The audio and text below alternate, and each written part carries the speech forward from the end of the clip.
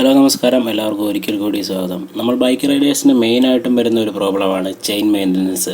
Chain പ്രോപ്പറായിട്ട് maintain ചെയ്തില്ല എങ്കിൽ ചെയിൻ ലൈഫ് കുറഞ്ഞു പോവുക, ഓടിക്കുമ്പോൾ ഉണ്ടാകുന്ന സ്മൂത്ത്നെസ് നഷ്ടപ്പെട്ടു പോവുക, അങ്ങനെ ഒരുപാട് പ്രശ്നങ്ങൾ നേരിടേണ്ടി വരും.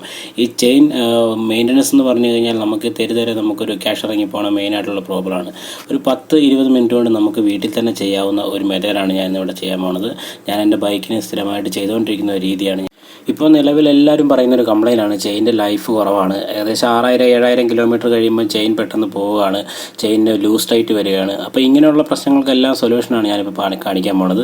നോർമലായി നമുക്ക് ചെയിൻ മാത്രം ക്ലീൻ ചെയ്ത് ലൂബ് ചെയ്താൽ മതി. ഞാൻ ഇന്നിവിടെ ചെയിൻ സൈഡിൻ്റെ കവർ അഴിച്ച് ക്ലീൻ ചെയ്യുന്ന രീതിയാണ് ഞാൻ ചെയ്യുന്നത്. അത് ഏകദേശം ഒരു 6000-7000 കിലോമീറ്റർ കഴിയുമ്പോഴത്തേക്കും നമ്മളത് ചെയ്താൽ മതി. പെട്രോൾ ഉപയോഗിച്ചുകൊണ്ട് ക്ലീൻ ചെയ്യാൻ പാടില്ല. അതുകൊണ്ട് ഞാനിവിടെ ഉപയോഗിക്കുന്നത് ഡീസലും WD-40യും ഗിയർ ഓയിൽ 90 ഗിയർ ഓയിലൂടെ മിക്സ് ചെയ്തിട്ടുള്ളൊരു സൊല്യൂഷനാണ്. ആ മിക്സർ ആദ്യമേ സ്പ്രേ ചെയ്ത് കൊടുത്തിട്ടാണ് നമ്മൾ ചെയിൻ ക്ലീൻ ചെയ്യുന്നത്. പിന്നെ നമുക്ക് അത്യാവശ്യമായിട്ട് ഒരു സി ടൈപ്പ് ബ്രഷ് വേണം. ഇതിൻ്റെ ഇതാകുമ്പോൾ നമുക്ക് ചെയിൻ്റെ 3 സൈഡിൽ നിന്നും ഒരുപോലെ നമുക്ക് ക്ലീൻ ചെയ്യാൻ പറ്റും. പിന്നെ നമുക്ക് ഒരു ടൂത്ത് ബ്രഷ് വേണം. ടൂത്ത് ബ്രഷ് നമുക്ക് ഇടയൊക്കെ നന്നായിട്ട് ക്ലീൻ ചെയ്യാൻ വേണ്ടി ടൂത്ത് ബ്രഷ് വേണം. പിന്നെ ഒരു ഉണങ്ങിയ ഒരു കോട്ടൻ്റെ ഒരു തുണി ചെയിൻ തുടയ്ക്കാൻ. പിന്നെ ഒരു ഷാമ്പു, കാർ വാഷ് ചെയ്യുന്ന ഒരു ഷാമ്പുവും വേണം. പിന്നെ ഞാൻ ഉപയോഗിക്കുന്ന ചെയിൻ ലൂബ് എന്ന് പറഞ്ഞു കഴിഞ്ഞാൽ എൻസോൾ ചെയിൻ ലൂബ് സ്പ്രേ. ഇതാകുമ്പോൾ വലിയ റേറ്റ് ഒന്നുമില്ല. ഇതിനൊരു 160 രൂപയ്ക്ക് കിട്ടുന്ന മാർക്കറ്റിൽ അവൈലബിൾ ആയിട്ടുള്ള ഒരു ചെയിൻ ലൂബാണ്. നമുക്ക് ഒരു മോട്ടീവുകളാണ് കമ്പനി പറയുന്നതെങ്കിലും ഞാൻ ഉപയോഗിക്കുന്ന ഇതാണ്. നല്ല റിസൾട്ടുണ്ട്. ഇതൊരു പരസ്യമൊന്നുമല്ല, എനിക്ക് ഉപയോഗിച്ചിട്ട് നല്ല റിസൾട്ട് കിട്ടിയ ഒരു ചെയിൻ ലൂബ് ആയതുകൊണ്ടാണ് ഞാനിത് പറയുന്നത്. പിന്നെ 80 mm ഒരു ടീ റേഞ്ച് വേണം. നമുക്ക് 80 mm ടീ റേഞ്ച് കൊണ്ടാണ് നമ്മൾ ഈ സൈഡ് കവർ അഴിക്കുന്നത്. നോർമലായിട്ട് 200 കിലോമീറ്റർ അല്ലെങ്കിൽ 300 കിലോമീറ്റർ ആയിട്ട് ചെയ്യുമ്പോഴത്തേക്കും നമുക്ക് ഈ ടീ റേഞ്ചിൻ്റെ ആവശ്യമൊന്നുമില്ല, സൈഡ് കവർ അഴിക്കേണ്ട ആവശ്യമില്ല. ജസ്റ്റ് ചെയിൻ ക്ലീനർ ഉപയോഗിച്ച് ചെയിൻ ക്ലീൻ ചെയ്തിട്ട് നന്നായി ക്ലീൻ ചെയ്തിട്ട് ലൂബ് ചെയ്യേണ്ട ആവശ്യമേ ഉള്ളൂ. എൻ്റെ ബൈക്ക് Jawa 42 ആണ്. അതിനകത്ത് Jawa കമ്പനി പറയുന്നത് മോട്ടിയോളിൻ്റെ ക്ലീനറും മോട്ടിയോളിൻ്റെ ചെയിൻ ലൂബും ഉപയോഗിക്കണമെന്നാണ്. പക്ഷേ ഞാൻ ഉപയോഗിക്കുന്നത് എൻസോളിൻ്റെ ഈ ഇതാണ്. എനിക്ക് വലിയ കംപ്ലൈൻറ്റുകളൊന്നും ഉണ്ടാകുന്നില്ല. അടുത്ത് നമുക്ക് ഈ സൈഡ് കവർ അഴിച്ചിട്ട് അതിനുള്ളിൽ ക്ലീൻ ചെയ്യുന്നത് എങ്ങനെയാണെന്ന് നോക്കാം. ആ എൻജിൻ്റെ സൈഡിലായിട്ട് വരുന്ന ആ സൈഡിലെ ചെയിൻ സൈഡ് കവർ അഴിക്കാൻ വേണ്ടി ഒരു 4 ബോൾട്ട് 8ൻ്റെ 4 ബോൾട്ട് അഴിച്ചു കഴിഞ്ഞാൽ നമുക്ക് ഈസി ആയിട്ട് ആ സൈഡ് കവർ അഴിച്ചെടുക്കാൻ പറ്റും. സൈഡ് കവർ അഴിച്ചെടുത്തതിന് ശേഷം എൻ്റെ വണ്ടി ഇപ്പം 12000 കിലോമീറ്റർ ആയുള്ളൂ. കഴിഞ്ഞ 7000 കിലോമീറ്ററിൽ ഞാൻ ഈ സൈഡ് ഓൾറെഡി ക്ലീൻ ചെയ്തതാണ്. പക്ഷേ എന്നാലും ഇരിക്കുന്നത് നോക്കിയാൽ നല്ല രീതിക്കുള്ള ഡേറ്റ അതിനകത്ത് പിടിച്ചിട്ടുണ്ട്. നമുക്ക് ഈ സൈഡ് കവർ അഴിക്കാതെ ഇതിനുള്ളിൽ ക്ലീൻ ചെയ്യാൻ പറ്റത്തില്ല. അപ്പോൾ ഈ സൈഡ് കവർ അഴിച്ച് ക്ലീൻ ചെയ്യുന്നതിനുള്ള ഗുണം എന്താണെന്ന് വെച്ച് കഴിഞ്ഞാൽ ഈ സൈഡ് കവറിനകത്ത് ഈ സ്പോക്കറ്റ് വീലിൽ നിറയെ മണ്ണും ചെളിയെല്ലാം പിടിച്ചിരിക്കും. അങ്ങനെ പിടിച്ചിരുന്നു കഴിഞ്ഞാൽ ഒരുപാട് ഭയങ്കര ഇറിറ്റേറ്റിംഗ് സൗണ്ടും അതുപോലെ തന്നെ തേയ്മാനം കൂടാനുള്ള ചാൻസ് കൂടുതലാണ്. അപ്പോൾ അതുകൊണ്ട് അത് അഴിച്ച് ക്ലീൻ ചെയ്യുന്നതാണ്, ഇടയ്ക്കിടയ്ക്ക് അഴിച്ച് ക്ലീൻ ചെയ്യുന്നതാണ് ഏറ്റവും ബെറ്റർ ഓപ്ഷൻ. ഇനി നമ്മൾ ചെയ്യാൻ പോണത് ഈ സൈഡ് കവറിനകത്ത് ഈ ഡേറ്റ് ഫുള്ള് നമ്മൾ അഴുക്ക് മൊത്തം നീക്കം ചെയ്യണം. അതുപോലെ തന്നെ നമ്മൾ എൻജിൻ്റെ സൈഡിലുള്ള സ്പ്രോക്കറ്റ് വീലുള്ളതെല്ലാം നമ്മൾ ഈ ഡീസലും WD-40യും ഗിയർ ഓയിലോടെ കൂടി മിക്സ് ചെയ്ത മിക്സർ ഉപയോഗിച്ച് നന്നായിട്ട് കഴുകി വൃത്തിയാക്കുക എന്നുള്ളതാണ്. ബ്രഷ് ഉപയോഗിച്ച് ഉരച്ച് നന്നായിട്ട് കഴുകിയെടുക്കണം.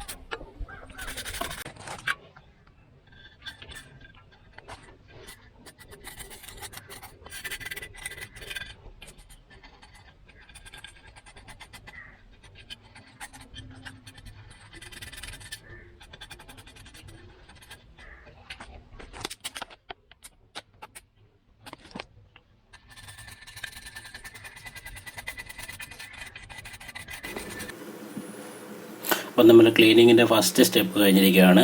WD-40 ഒക്കെ മിക്സ് ചെയ്തിട്ടുള്ള മിക്സർ സ്പ്രേ ചെയ്ത് ഒരു 5 മിനിറ്റോളം വെച്ചേക്കുക. എന്നിട്ട് ബ്രഷ് ഉപയോഗിച്ച് നല്ലോണം ഉരയ്ക്കുക, നന്നായിട്ട് ഉരച്ച് വൃത്തിയാക്കുക. ഞാനിവിടെ WD-40 ഉപയോഗിച്ചതുകൊണ്ടാണ് ഇതിനകത്ത് ഓൾറെഡി ഉണ്ടായിരുന്ന തുരുമ്പെല്ലാം തന്നെ ഒഴുകി ഇങ്ങനെ പുറത്തേക്ക് പോരും. അപ്പോൾ WD-40 ചേർക്കുന്നതിനുള്ള ഗുണമാണത്. ഇനി നമുക്ക് അടുത്ത് ചെയ്യേണ്ടത് വെച്ചാൽ ഈ ഇളയിരിക്കുന്ന ഡേറ്റ് മുഴുവൻ സാധാ വെള്ളം ഉപയോഗിച്ചുകൊണ്ട് നന്നായി കഴുകുക. പവർ വാഷിൻ്റെ ഒന്നും ആവശ്യമില്ല. ഇവിടെ നമ്മൾ ഏതെങ്കിലും ലൈറ്റ് ഷാമ്പു ഉപയോഗിച്ചുകൊണ്ട് നന്നായിട്ടൊന്ന് കഴുകുക, ബ്രഷ് ഉപയോഗിച്ചുകൊണ്ട് കഴുകുക. അപ്പോൾ നന്നായിട്ട് ഈ അഴുക്ക് മൊത്തം ഒന്ന് റിമൂവ് ചെയ്യുക.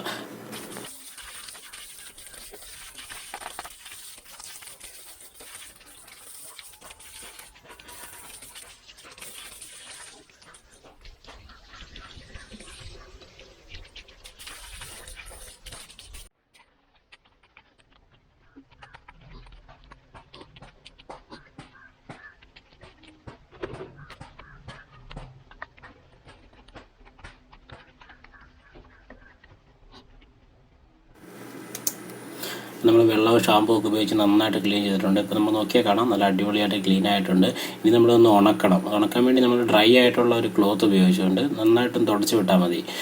അത് കഴിഞ്ഞിട്ട് നമ്മൾ എൻജിൻ ഒന്ന് സ്റ്റാർട്ടാക്കി ഒരു ഐഡിയലിൽ ഒരു ഫസ്റ്റ് ഗിയറിൽ ഒരു 10 മിനിറ്റ് അല്ലെങ്കിൽ 5 മിനിറ്റ് നേരത്തോളം ഒന്ന് ജസ്റ്റ് ഒന്ന് കറക്കി വിടുക. ജസ്റ്റ് ആക്സിലേറ്റർ ഒന്ന് കൊടുത്ത് വിട്ട് കഴിഞ്ഞാൽ എന്നിട്ട് ഗിയർ ഒന്ന് ഷിഫ്റ്റ് ചെയ്ത് കൊടുക്കുക. ഗിയർ ഷിഫ്റ്റ് ചെയ്ത് കൊടുത്ത് ടോപ്പിലിട്ടൊന്ന് ജസ്റ്റ് ഒന്ന് ആക്സിലേറ്റർ കൊടുത്ത് കഴിയുമ്പോൾ ഇവത്തേലിരിക്കുന്ന വെള്ളം മുഴുവൻ ഒന്ന് തെറിച്ചു പോകും. അതിനുശേഷമാണ് നമുക്ക് ചെയിൻ ലൂബ് അപ്ലൈ ചെയ്യേണ്ടത്.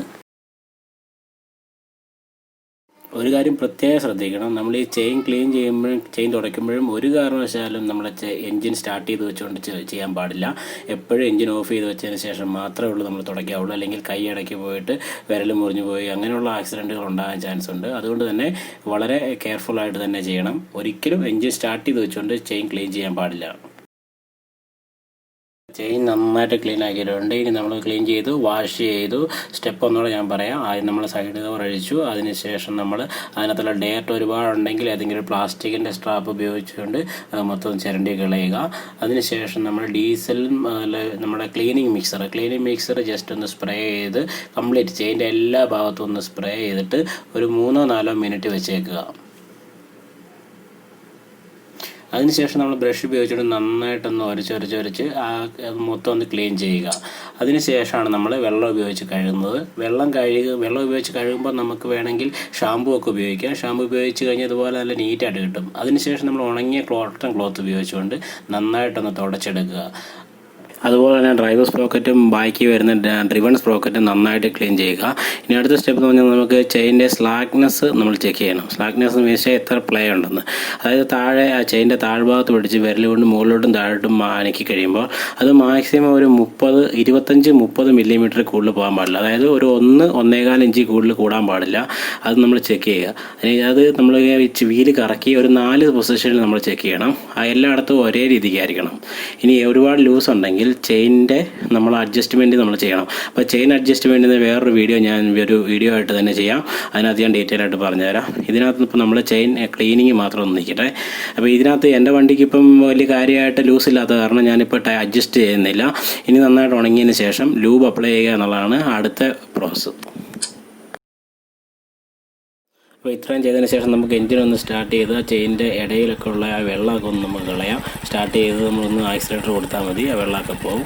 അതിനുശേഷം നമുക്ക് ലൂബ് അപ്ലൈ ചെയ്യാം. അപ്പോൾ വെള്ളം മുഴുവൻ പോയതിന് ശേഷം നമുക്ക് ചെയിൻ ലൂബ് എടുത്തിട്ട് നന്നായിട്ട് കുലുക്കിയിട്ട് അതിനകത്ത് ആദ്യമേ മുകൾ ഭാഗത്ത് പതിയെ സ്പ്രേ ചെയ്ത് കൊടുക്കുക. പുറത്തേക്ക് അധികം ഒഴുകി പോകരുത്, ഓവറായിട്ട് ഇത് കൂടിപ്പോകാനും പാടില്ല. അപ്പം മുകളിൽ ആ ജോയിൻ്റെ ഭാഗത്ത് കൊടുക്കുക. അതുപോലെ തന്നെ ആ നടുക്ക് ഭാഗത്ത് ആ റോളർ വരുന്ന ഭാഗത്തും അതുപോലെ തന്നെ അപ്പുറത്തെ സൈഡിലും പിന്നെ സൈഡ് വശത്തോടെ ആ റോളർ പിന്ന് വരുന്നിടത്ത് സ്പ്രേ ചെയ്യുക. അതുപോലെ തന്നെ ചെയിൻ്റെ ഉൾഭാഗത്തും കുറച്ച് സ്പ്രേ ചെയ്ത് കൊടുക്കുക. ഇതൊരു റൗണ്ട് കറങ്ങി വരുന്നത്ര സ്പ്രേ ചെയ്താൽ മതി. ഓവറായി കഴിഞ്ഞ് കഴിഞ്ഞാൽ നമ്മുടെ കാലയിലും അതുപോലെ വണ്ടിയുടെ സൈഡിലൊക്കെ ആയിട്ട് തെറിക്കാനുള്ള ചാൻസ് ഉണ്ട്. അതുകൊണ്ട് ഒത്തിരി ഓവറായിട്ട് സ്പ്രേ ചെയ്യാൻ പാടില്ല. ജസ്റ്റ് സ്പ്രേ ചെയ്ത് വയ്ക്കുക. അതിനുശേഷം അതേ രീതിയിൽ തന്നെ ഒരു 5 മിനിറ്റ് നേരത്തോളം നമ്മൾ അതേ സ്പീഡിൽ മെയിൻറ്റെയിൻ ചെയ്ത് വെച്ചേക്കുക. അന്നെങ്കിൽ മാത്രമേ ഉള്ളൂ എല്ലാ സ്ഥലത്തേക്കും സ്പ്രെഡ് ആവുകയുള്ളൂ. അപ്പോൾ ഞാൻ ഉപയോഗിക്കുന്നത് ഒന്നുകൂടെ പറയാം, എൻസോളിൻ്റെ ചെയിൻ ലൂബാണ് ഞാൻ ഉപയോഗിക്കുന്നത്. എനിക്ക് ഉപയോഗിച്ചിട്ട് നല്ല റിസൾട്ട് കിട്ടിയതുകൊണ്ടാണ്. ഇതൊരു പരസ്യമൊന്നുമല്ല. ഇത് ഏകദേശം ഒരു 160 രൂപ റേറ്റോളം വരുന്നുണ്ട്. സൈഡിലേക്ക് സ്പ്രെഡ് ആയിട്ടുണ്ട്, എല്ലായിടത്തും നന്നായിട്ട് സ്പ്രെഡ് ആയിട്ടുണ്ട്. നല്ല സ്മൂത്തായിട്ട് കറങ്ങുന്നിടത്ത് നമുക്ക് കാണാം. സൗണ്ട് പോലും ഇല്ലാതെ നന്നായിട്ട് കറങ്ങുന്നിടത്ത് നമുക്ക് കാണാം. ഇനി നമുക്ക് അടുത്തത് സൈഡ് കവർ ഫിക്സ് ചെയ്യുന്നതാണ്. സൈഡ് കവർ ഫിക്സ് ചെയ്യുമ്പോൾ ശ്രദ്ധിക്കേണ്ട കാര്യം, എഞ്ചിനിലും അതുപോലെയുള്ള സൈഡ് കവറിൽ 2 സ്റ്റഡുകളുണ്ട്. അത് കറക്റ്റ് പൊസിഷനിൽ ഇരിപ്പുണ്ടെന്ന് നോക്കുക. അതില്ല എങ്കിൽ നമുക്ക് അലൈൻമെൻറ്റ് കറക്റ്റായിട്ട് കിട്ടത്തില്ല. അലൈൻമെൻറ്റ് കറക്റ്റായിട്ട് കിട്ടാൻ വേണ്ടി 2 സ്റ്റഡുണ്ട്. സൈഡ് കവറിൻ്റെ താഴെ ഭാഗത്തായിട്ട് നമുക്ക് കാണാൻ പറ്റും. ആ 2 സ്റ്റഡും കറക്റ്റായിട്ട് ഉണ്ടോ എന്ന് ചെക്ക് ചെയ്യുക. അതിനുശേഷം നമ്മൾ കയറ്റിയിട്ടിട്ട് നമുക്ക് ആ 8mm ബോൾട്ട് ഇട്ട് നമുക്ക് ഫിക്സ് ചെയ്യാം.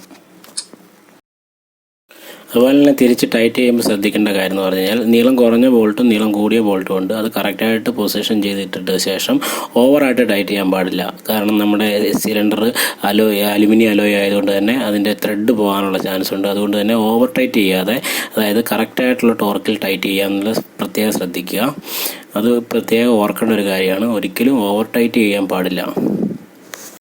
ഇപ്പം നമ്മൾ ചെയ്ത ഈ പ്രോസസ്സ് ഏകദേശം നമ്മളൊരു പുറത്തൊരു വർക്ക്ഷോപ്പിൽ പോയി ചെയ്യുകയാണെങ്കിൽ ഏകദേശം ഒരു 150 രൂപ 200 രൂപ റേഞ്ച് വരുന്ന ഒരു മെയിൻ്റനൻസ് ആണ്. നമുക്കതൊന്ന് നോക്കിക്കഴിഞ്ഞാൽ വീട്ടിൽ തന്നെ ചെയ്യാനുള്ള കാര്യമുള്ളൂ.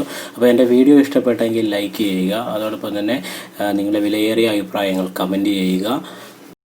എൻ്റെ ചാനൽ ആദ്യമായിട്ട് കാണുകയാണെങ്കിൽ സബ്സ്ക്രൈബ് ചെയ്യാൻ മറക്കരുത്. അതോടൊപ്പം തന്നെ ആ ബെല്ലൈക്കൺ അമർത്തുക. ഞാൻ അപ്ലോഡ് ചെയ്യുന്ന ഇതുപോലെ ഇൻട്രസ്റ്റിംഗ് ആയിട്ടുള്ള വീഡിയോസ് ഇനി നിങ്ങൾക്ക് നോട്ടിഫിക്കേഷനായിട്ട് എത്തുന്നതായിരിക്കും.